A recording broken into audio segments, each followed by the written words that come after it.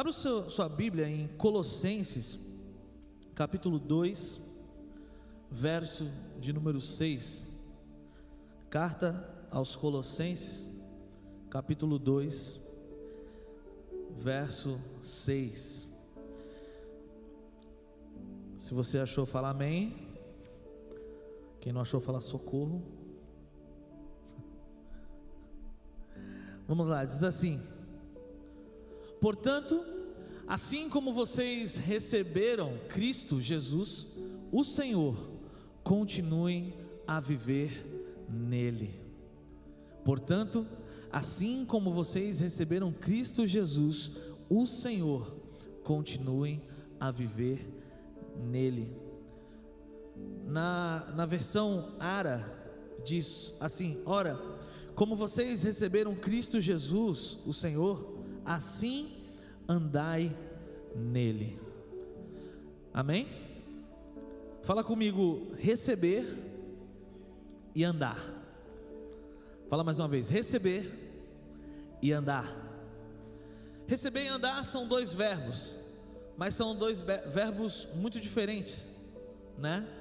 Eles não têm nada semelhante entre eles.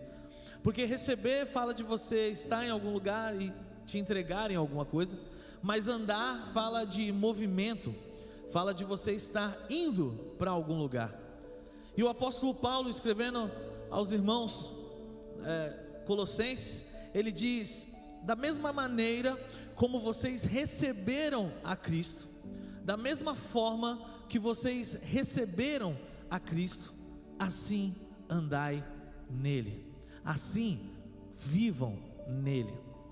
E eu estava observando esse texto e me perguntando o que tem a ver receber e andar, porque a maneira como eu recebo é uma coisa, a maneira como eu ando é outra. Mas recentemente saiu uma estatística do IBGE que diz que o número de evangélicos no nosso país está crescendo. Amém por isso? Está crescendo. 25% da nação são evangélicos. Eu sei que pode parecer pouco, mas vamos falar em números. O Brasil, um país de 200 milhões de pessoas, significa que 50 milhões de pessoas são evangélicos. E isso deveria ser um motivo de muita alegria, deveria ser um motivo de muita euforia. Eu já comecei a fazer contas. Falei, para o Brasil inteiro virar evangélico, é só cada crente ganhar 3 pessoas para Jesus. Faz as contas aí. Se cada crente ganhar 3 pessoas para Jesus, pronto, o país inteiro está evangelizado. Um país com 1/4 da sua população de evangélicos deveria ser um país muito bom, deveria ser um país modelo. 1/4 da população já é o suficiente para ditar uma rotina, né? Para ditar uma cultura. É triste saber que existe 25% de evangélicos, e aí você vai nos dados do IBGE, eles têm a subcategoria, e foi a primeira vez que os evangélicos entraram numa subcategoria. Até então se estipulava quantos evangélicos nós tínhamos na nação, mas agora nós temos lá estipulado quantos evangélicos praticantes e quantos evangélicos não praticantes. E isso sinceramente para nós é uma vergonha, porque como é que alguém pode ser evangélico mas não é praticante? Eu sou de Jesus, mas eu não pratico o que Jesus falou. Eu sou de Jesus, mas eu não ando em santidade. Como? Não existe essa coerência dentro do evangelho. É impossível haver coerência nisso. Então eu comecei a pensar: poxa, se 25% da população é evangélica, nós deveríamos estar voando. A nossa nação deveria ser modelo. Significa que 25% de todas as áreas deveriam ser tomadas pelos evangélicos. Nós deveríamos ser um modelo no judiciário, nós deveríamos ser um modelo na política, nós deveríamos ser modelo em tantas outras áreas, porque 1/4 da população segue a Jesus. Mas quando nós olhamos para a realidade, nós vemos que essa realidade ela é completamente diferente.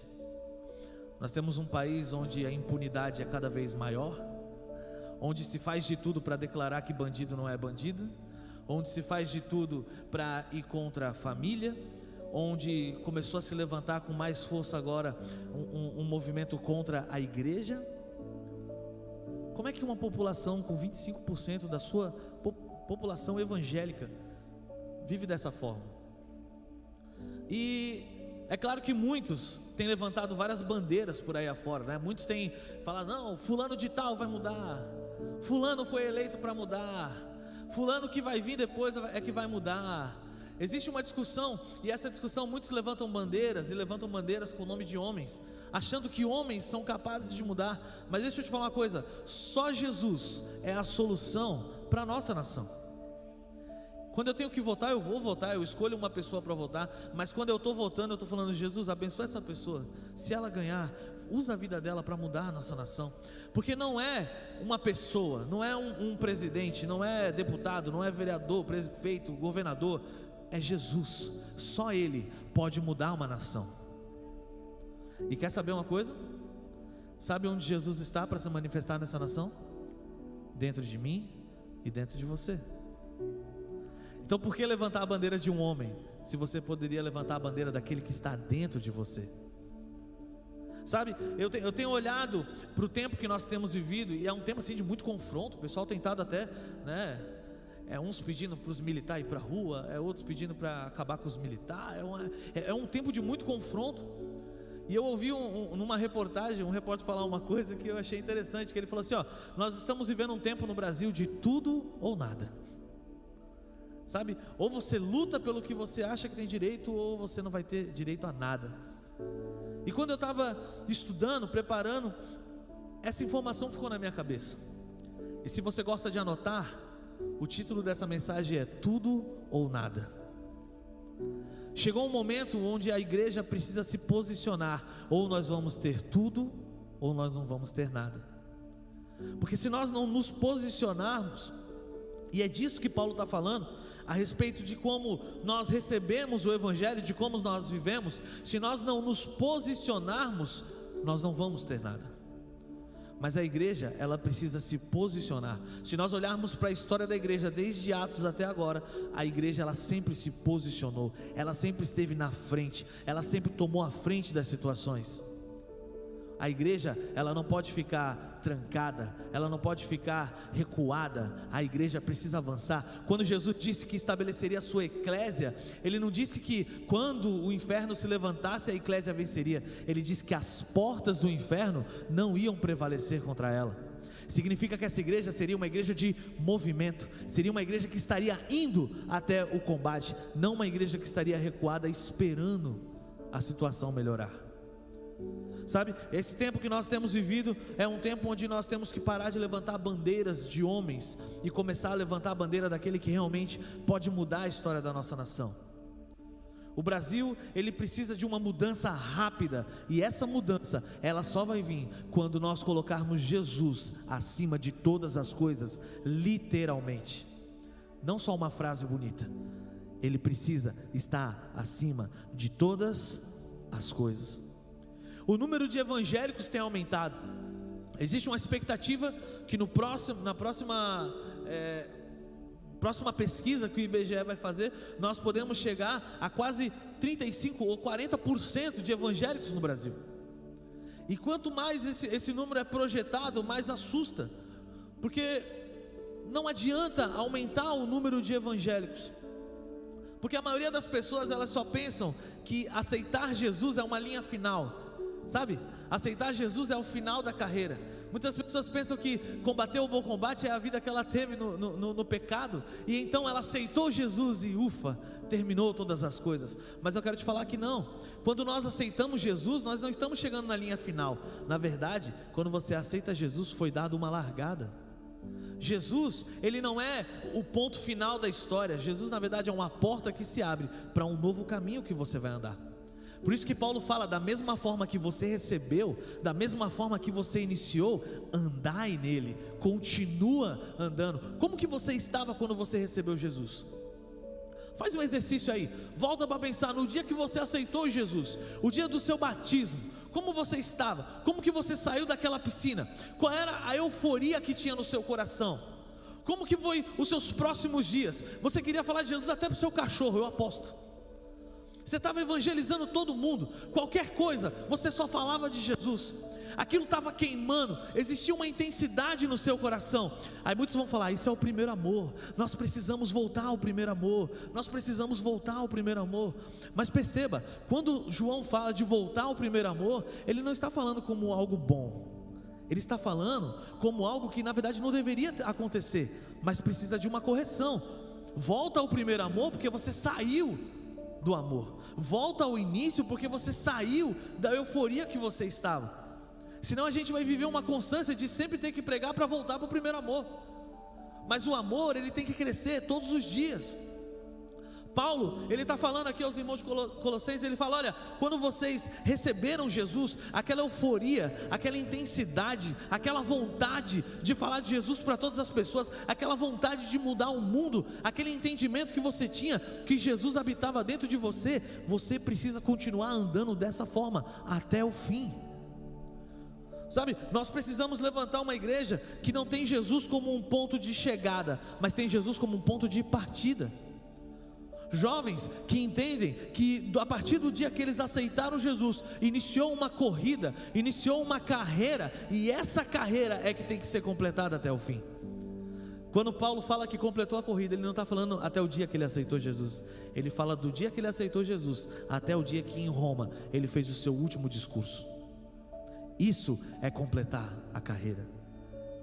Sabe, nós precisamos entender que a nossa vida agora, a partir do momento que eu aceitei Jesus, a minha vida agora, ela tem que ser direcionada dentro dessa paixão. Essa paixão, ela não pode ser perdida, ela não pode ser esquecida. Essa paixão, ela tem que ser constante.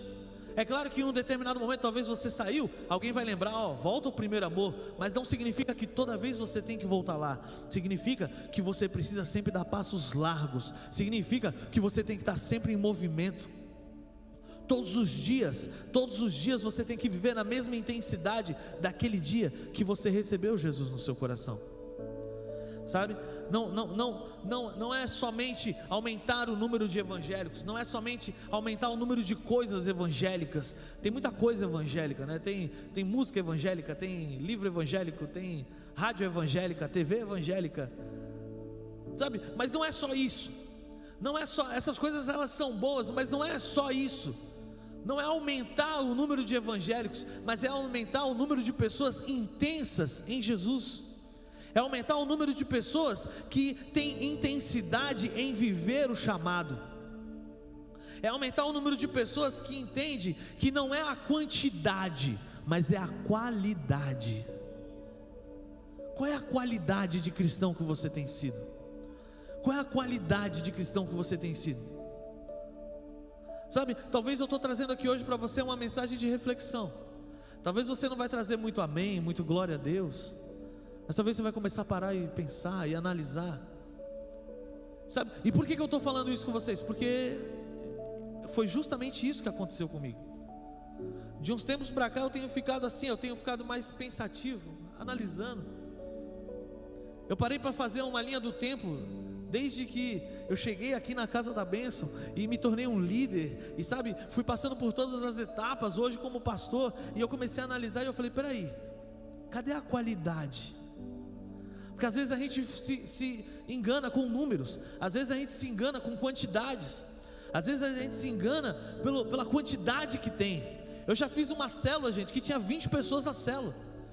O pessoal estava sentado no chão, no sofá e em cima do sofá. A célula tinha 3 andares. Aquele monte de adolescente junto, menino, cheiro maravilhoso. A célula era o perfume de Cristo. Sabe, aquele monte de gente. E às vezes eu ficava assim, uau, olha só, eu estou com uma célula de 20 pessoas. Tinha uma época, não sei quem vai lembrar dessa época, lá na Júlio de Mesquita, que tinha uma certa uma competição, não era declarada a competição, mas ela tinha uma certa competição, que era quando você sentava na ponta e todas as suas células sentavam até o final da fileira. Era fechar a fileira. Quando eu consegui fazer isso num culto, eu falei, uau, demais. E eu parei para pensar esses dias, eu falei, cadê cada um daqueles 20? Eu encontrei um dia desses. Quando eu olhei, eu falei, a gente chamava ele de Robinho. Robinho, ele, cara, pô, tu tá lá na igreja ainda? Eu tô, velho. Já peguei o número dele, falei, mano, vou te ligar, vamos marcar, vamos visitar lá. Já tá com filho. Eu fazia a célula, ele era adolescente. O tempo está passando, gente. O tempo está passando e a gente está o quê? Está olhando só para a quantidade. O Evangelho não fala de quantidade, fala de qualidade. É qualidade que nós temos que olhar. Sabe, uma das passagens que eu mais gosto, você não precisa abrir não, mas lá em Atos 17, versículo 6, se você quiser depois, tá lendo na sua casa, é muito interessante, diz assim, mas como não os encontraram, arrastaram para fora Jasson e alguns outros irmãos e os levaram diante do conselho, e eles gritavam, aqueles que têm causado transtornos no mundo todo, agora estão aqui perturbando a nossa cidade. Tem uma versão que fala que aqueles que viraram o mundo de ponta cabeça. Olha só, quando eu li esse texto eu falava, uau, olha o que estão falando dos discípulos. Os discípulos chegaram na cidade e alguém está falando, olha, aqueles 12, sabe, que estão virando o mundo de ponta cabeça chegaram aqui. Mas aí eu fui ler um pouco antes, e se você continuar no capítulo 17, no verso 1, diz o seguinte, então Paulo e Silas passaram pelas cidades. Olha só, eles não estavam falando de 12, eles estavam falando de 2. 2 era o suficiente para virar um mundo de ponta cabeça. Sabe por quê? Porque 2 estavam vivendo com intensidade o evangelho que receberam lá atrás. O cara que falou que nós precisávamos andar em Cristo da mesma forma que nós recebemos, foi o cara que agitou a Europa inteira. Foi o cara que evangelizou a maior parte do seu continente.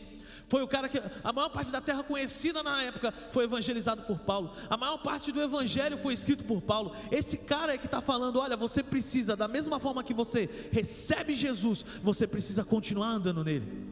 E ele tinha total autoridade para falar isso, porque desde o início, ele continuou andando com Jesus até o final, da mesma forma. Paulo sabia que quando ele chegasse em Roma, e pregasse o evangelho em Roma, que era o centro do mundo, o evangelho com certeza ia se espalhar para o resto do mundo. Ele tinha isso como objetivo, mas ele sabia que depois de fazer isso ele morreria. Mas morrer, para ele já tinha declarado, é lucro. Hoje nós temos crentes acovardados com medo de morrer. Como diz o pastor JF aqui, né? Não tem medo de morrer não. Pastor Joãozinho, o pessoal não entendeu, é que fez a piada no primeiro dia, né? Sabe, não tem medo de morrer não. Ei, um vírus vai amedrontar a igreja? Cadê? Onde está escrito que praga nenhuma chegará à minha tenda? Um vírus vai me amedrontar? É por causa de um vírus que eu vou parar? É por causa de um vírus que eu vou... Eu não estou sendo negacionista, eu não estou dizendo que o vírus não existe, mas sério, que o evangelho que você recebeu vai parar por causa de um vírus? Então quando a gente canta, quando a gente fala que o viver é Cristo, onde é que está? Por isso que eu sempre gosto de voltar, pessoal, analisa o que você canta. Às vezes a gente está empolgado no louvor, a gente sai cantando as coisas, você analisa o que você canta, porque quando você canta, você está declarando aquilo para Deus, e quando Deus entende que, opa, agora é o momento, você recua e fala, peraí, mas você não cantou lá atrás, não falou que eu podia contar? Não era envia-me a mim? Agora no momento que eu preciso, a igreja está acovardada, a igreja está parada, está estagnada, amedrontada. A gente vê em Atos, e aí eu recomendo para você uma leitura de Atos. A gente vê em Atos que quando os apóstolos foram presos e depois eles foram soltos, eles reuniram a igreja e eles tinham tudo para falar, gente, ficar preso é horrível, tá, toma cuidado, mas não, a oração deles é, Senhor, nos dá mais ousadia, nos dá mais coragem. Convém obedecer a leis dos homens, mas convém ainda mais obedecer o que o Senhor nos chamou para fazer. Olha o que era aquela igreja. Sabe, nós estamos vivendo um tempo, gente, de tudo ou nada. Nós estamos vivendo um tempo onde ou nós nos posicionamos como cristãos e falamos, ei, eu carrego Cristo em mim, ou eu vou falar só, não, eu sou evangélico. E pode pôr aí na categoria do não praticante, eu só quero ir para o céu. Sabe, nós não precisamos de quantidade, não é a quantidade de pessoas que vai mudar isso. Nós precisamos é de qualidade. É a qualidade que faz a diferença. Abra sua Bíblia aí, 2 Timóteo, capítulo 1.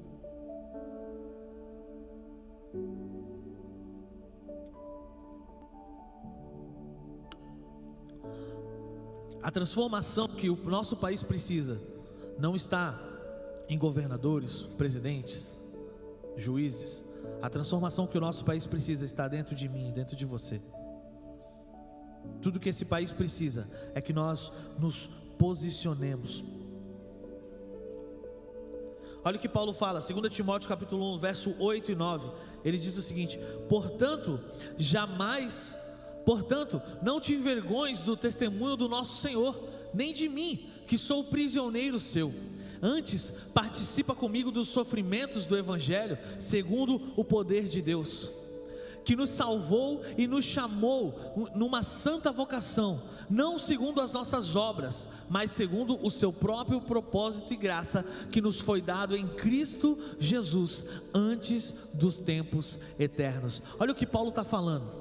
Paulo está falando que nós fomos salvos pelo poder de Deus. Fala comigo, eu fui salvo. Fala comigo, eu fui salvo pelo poder de Deus. Foi o poder de Deus que te salvou. Isso nós conseguimos reconhecer. Nós falamos, não, eu fui salvo pela graça, eu fui salvo pelo poder do sangue de Jesus. Só que Paulo diz que o poder, o mesmo poder que me salvou, que te salvou, é o mesmo poder que nos chamou. Fala assim, eu fui chamado pelo poder de Deus. Existe um combo aqui, gente, que não dá para separar. É um combo, sabe? Chamado e salvação estão juntos. O poder que salva é o poder que chama. Então, automaticamente, quando você é chamado, quando você é salvo, você é chamado.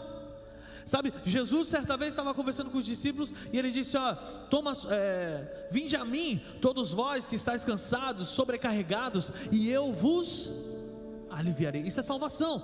Vem, eu vou tirar tudo, você vai ser salvo, vos aliviarei. Aí logo em seguida ele continua: tomai sobre vós o meu, vocês não lembram? Tomai sobre vós o meu jugo. Ele fala: o meu jugo, o meu fardo, ele é suave, ele é leve. Jesus, ao mesmo tempo, eu achava, ao mesmo tempo que Jesus está vindo dizendo que vai tirar um fardo, ele está colocando um jugo. Ao mesmo tempo que ele está tirando um peso, ele está dando outro. Que estranho isso. É porque na verdade ele está tirando aquilo que te pesava e te parava, e agora ele está colocando sobre você um fardo de um chamado. Sabe, a salvação e o chamado, eles andam juntos. Ninguém é salvo e 3 meses depois é chamado. No dia que você foi salvo, você já foi chamado.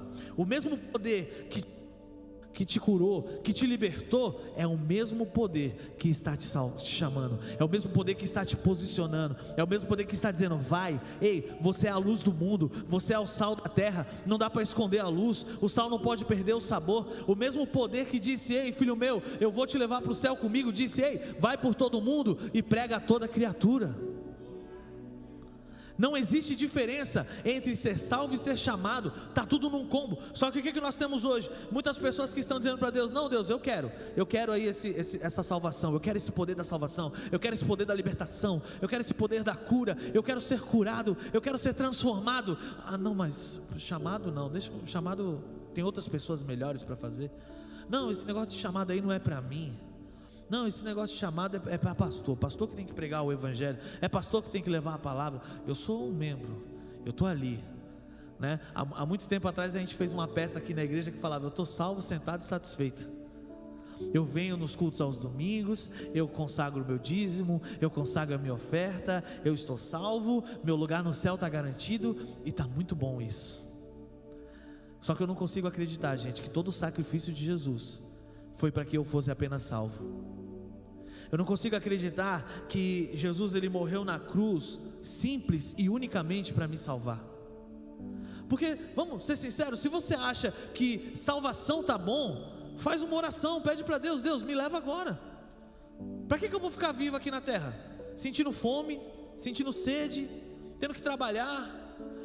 Para que eu vou ficar aqui pagando conta, preocupado se tem vacina, se não tem? Eu vou para o céu logo, para a glória. Se o objetivo era só a salvação, eu podia aceitar Jesus e morrer na mesma hora, pronto, estava salvo, garantido.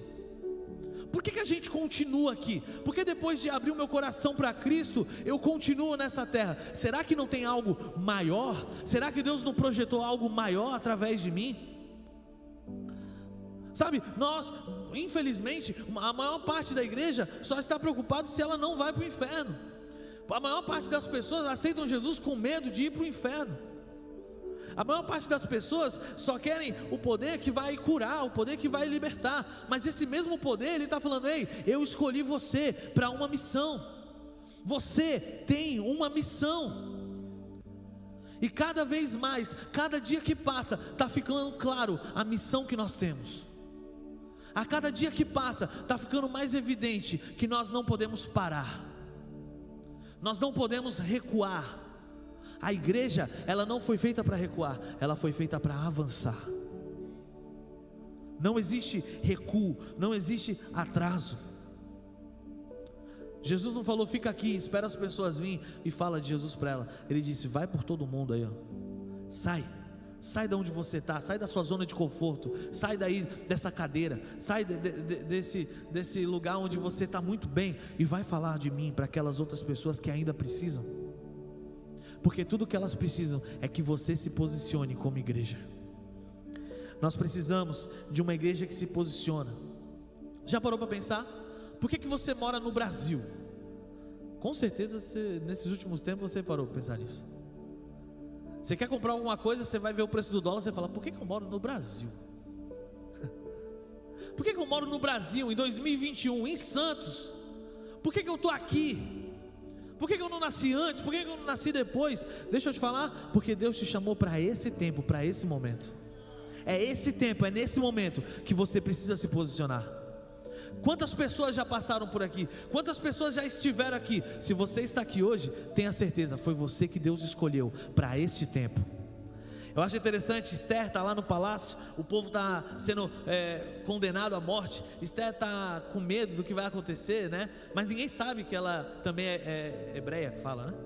Ninguém sabe que ela é hebreia. E aí ela está lá jejuando, chamou o pessoal para jejuar com ela. Ela está jejuando, está orando pelo povo. Aí Mardoqueu, o tio dela, chama ela, vem conversar e fala: Esther, para comigo para pensar uma coisa.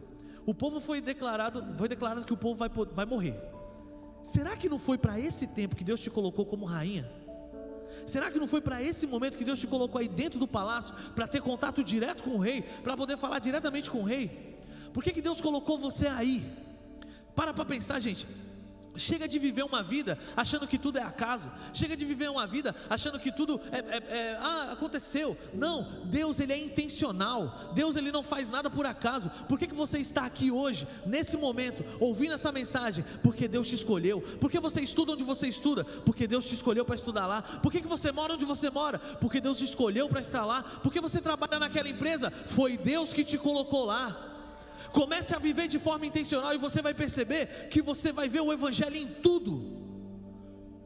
E aí vai ficar muito mais claro como é que Paulo vivia para nós. Porque Paulo era muito intencional. Paulo era tão intencional que ele chega na Grécia. Acho que o país mais difícil de pregar era a Grécia. Por quê? A Grécia tinha todo tipo de Deus. Se você estuda um pouquinho, você vai ver que na Grécia tem Deus para tudo. E eles têm Deus, semideus, filho do semideus. Lá é tudo. Paulo chega na Grécia e Paulo, muito intencional, começa a procurar: como é que eu vou falar de Jesus aqui? Como é que eu vou falar de Jesus? E tem altar de Zeus, Atena e não sei quem. De repente ele vê um altar escrito assim: o Deus desconhecido. Paulo fala: achei. Paulo para de lá daquele altar e falou: vocês adoram um Deus desconhecido? Ei, deixa eu falar para vocês, eu conheço esse Deus. O Deus que eu sirvo é o Deus que vocês ainda não conhecem. Paulo vivia de forma intencional. Paulo foi para Roma sabendo que ele iria morrer, mas ele foi intencionalmente, porque ele queria levar o evangelho ao centro do mundo naquela época. E nós temos uma igreja hoje com medo, que não tem medo até de postar alguma coisa sobre Jesus e alguém vir com um comentário ridicularizando ela. Nós precisamos nos posicionar como igreja. Chega de viver de forma a Deus dará. Chega de viver achando que tudo é obra do acaso. acaso. Não, Deus, Ele me escolheu, Deus, Ele te escolheu, para que você possa fazer a diferença nessa nação, neste lugar, neste dia, nesse tempo. Nós fomos chamados. Essa igreja que está aqui hoje não é uma obra do acaso. Deus escolheu a dedo cada um de nós para estarmos aqui. E quando você entender isso, sabe, você vai começar a mudar a sua forma de agir, porque a gente vai vivendo assim. A gente às vezes se acostuma. O ser humano, ele tem essa capacidade, né, de se acostumar. Eu vi uma vez um documentário que dizia que se você fosse para o Alasca, né, quem não gosta de frio aí? Não gosta, né? Se você fosse para o Alasca, nos primeiros dias você ia sofrer, você ia achar que você ia morrer, mas depois de 3 meses lá, você já ia se acostumar, porque nós nos adaptamos, nós nos acostumamos. E olha o que está acontecendo, nós estamos nos acostumando a ficarmos parados, a ficarmos estagnados.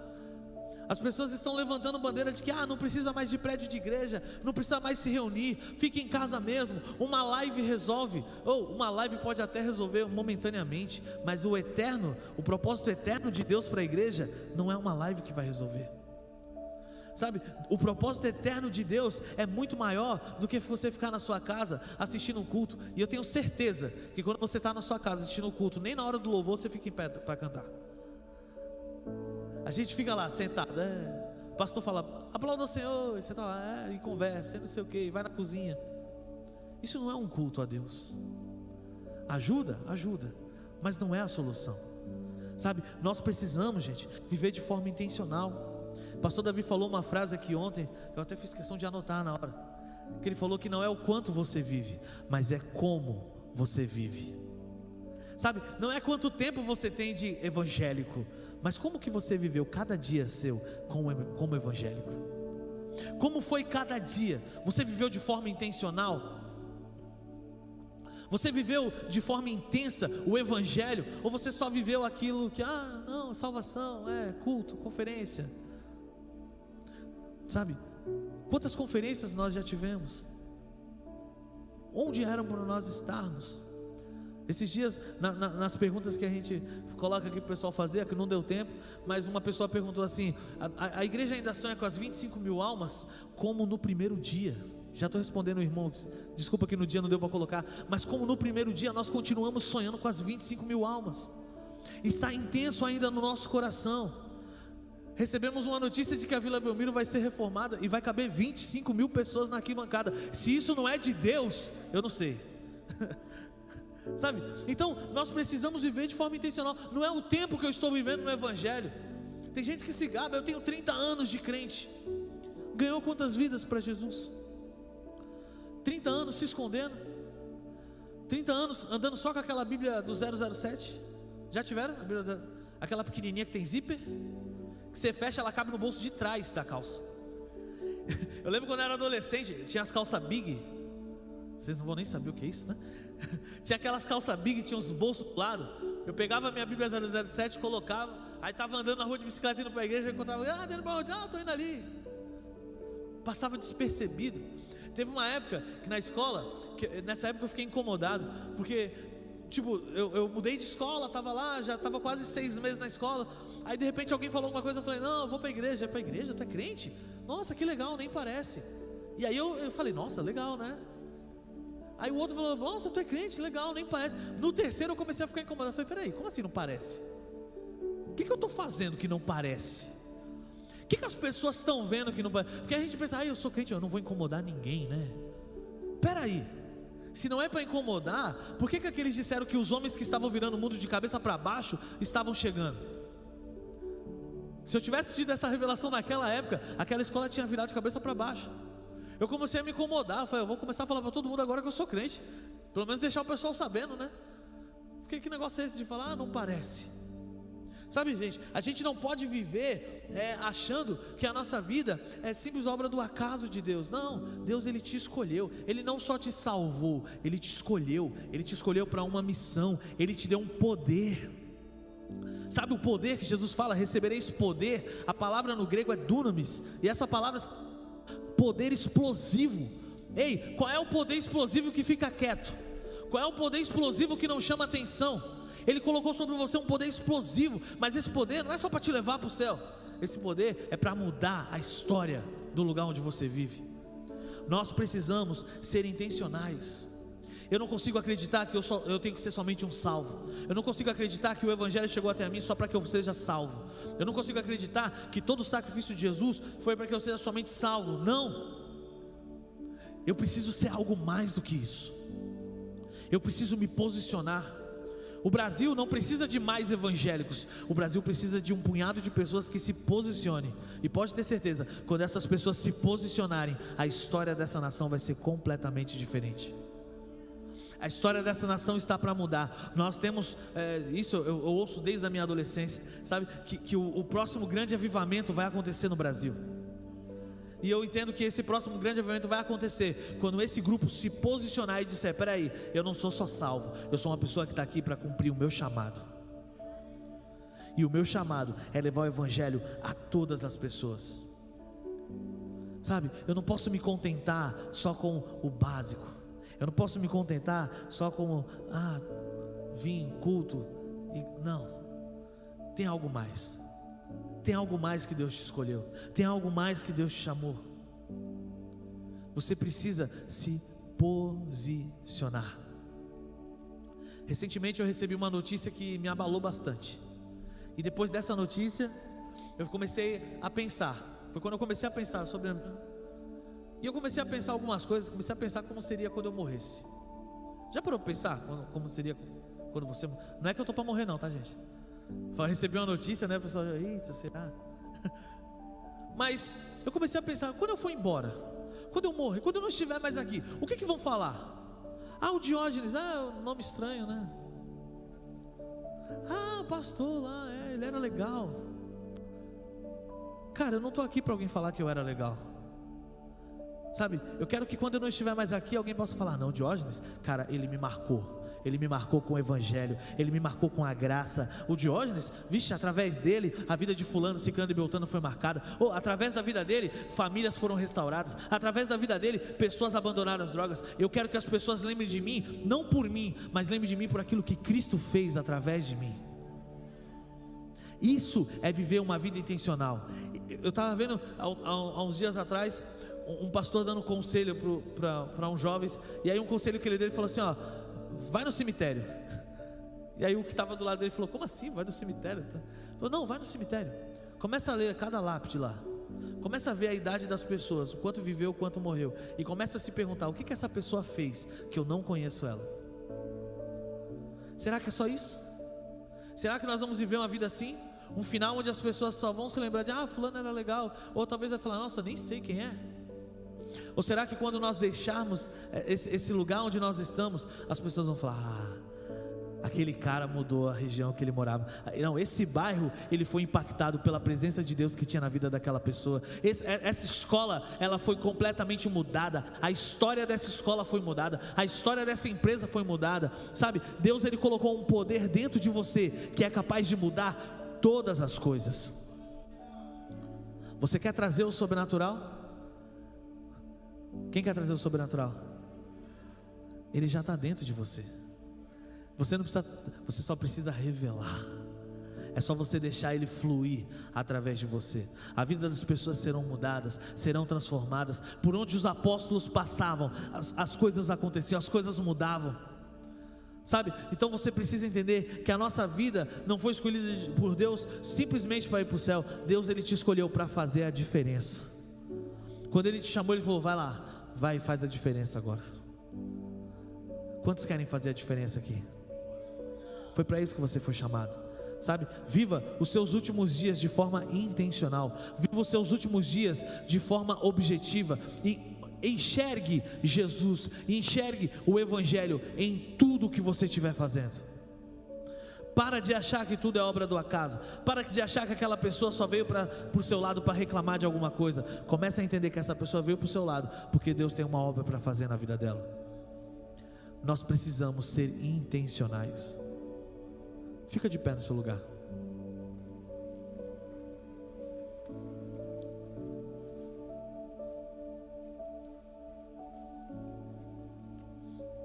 Tem uma frase que diz que enquanto você não encontra uma causa para morrer, você ainda não encontrou um motivo para viver.